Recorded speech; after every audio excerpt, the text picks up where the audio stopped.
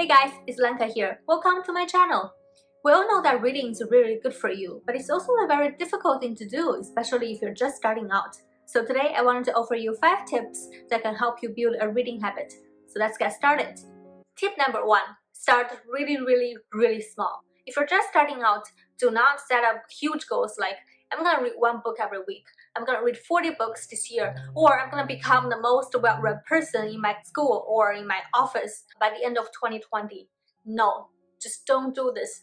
You will really just be setting yourself up for disappointment and failure. So when we set up an ambitious goal, we tend to be very stressful about it. And when we're stressed about something, we actually tend to procrastinate because our brain knows that it's gonna be difficult and it doesn't like doing difficult things. So when we experience the first signs of failure and disappointment, which is very likely to happen very early on if you have a super ambitious goal, we would actually start avoiding doing it so that we wouldn't have that terrible feelings of failing. So that's why instead start really small. Try to just read for 10 minutes every day. And there's no need to have any specific number around how many books that you should finish within a certain time period. The idea here is to build up good feelings around reading. The more you feel like you're meeting your daily reading goals, the more confident, happy, and relaxed you feel about reading. And the positive reinforcement is what can keep you going every day. Tiny but consistent actions make a huge difference over time. Let's do some math together, assuming that you just read for 10 minutes every day. The average reading speed for an adult is 225 words per minute. An average book has 90,000 words in it. So that means it takes an average person 400 minutes to finish reading a book. So if you read for 10 minutes every day, it would take you 40 days to finish reading an average book. Let's just say that's the number of days that you would be able to read realistically within 2 months. Then in a year, you can finish 6 books. 6 books. So that's a lot already, especially if you're just starting out.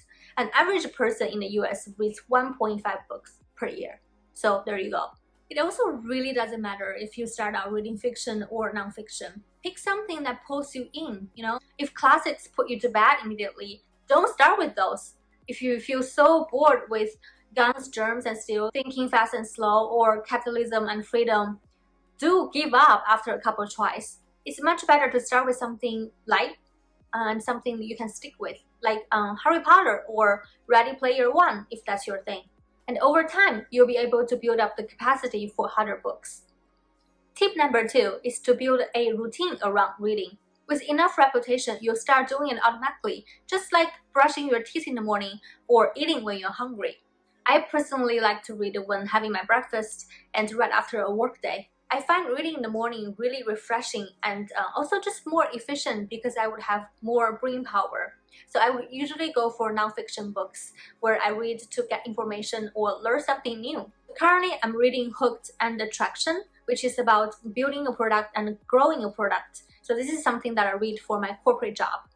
So right after work, reading is one of the ways for me to rewind and relax. So I would go for fiction books that are really easy to read and just entertaining. Here are some of the fiction books I've been enjoying reading recently. But yeah, do your own experiment and find out what time and routine works for you. So one way to do it is to pair it with something that you already enjoy doing so that you feel rewarded for reading. For example, you can read before watching your favorite shows or playing video games. You can read before chatting with a friend or eating ice cream. Be creative.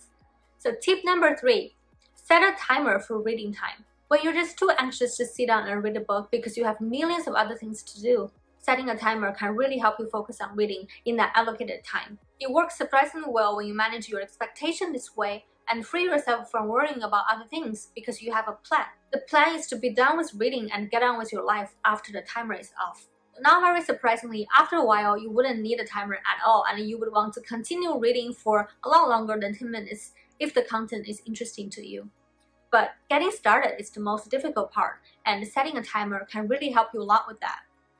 Tip number 4 is to read and discuss the book with other people. There are 2 main benefits of doing this. First, it's hard to build a habit on your own. But if you start reading and discussing the book with other people, they can provide some sort of peer pressure that motivates you. As mentioned in the famous book Atomic Habits, study shows that when one person in a relationship starts to lose weight, the other partner would also slip down 1/3 of the time. New habits seem doable when you see other people do it every day. So some options are you can start reading and discussing books with your loved ones, or you can join a book club, or you can just simply join some online community like Goodreads to interact with people who are reading the same books. Second benefit of doing this is that discussing a book with other people helps you understand the material better, remember it better, and see it from different perspectives, which makes reading a way more interesting experience and also just make it more intellectually stimulating. For example, discussing who your favorite characters are from Harry Potter with your friend and have a debate around it makes reading not a solemn experience anymore. It's added social value, and the information you get from hearing their thoughts makes the entire reading experience way more rewarding. Again, you'll be increasing the good feelings about reading, and that's what matters. Tip number 5, choose books with bigger fonts. So this has been really important for me, personally at least. I can't seem to get into a book when the font is just too freaking small. I just can't. Reading bigger fonts just requires less effort, and it's just easier because you don't have to struggle as much to recognize the words. Simple idea. If you prefer reading on Kindle, great, just adjust the font size way up. And if you're like me, who prefers reading physical books, do some research before you buy a book to see if the font size is ideal, because it is really important. So I really hope those 5 tips can help you build a reading habit and start to read more consistently. Let me know how it goes.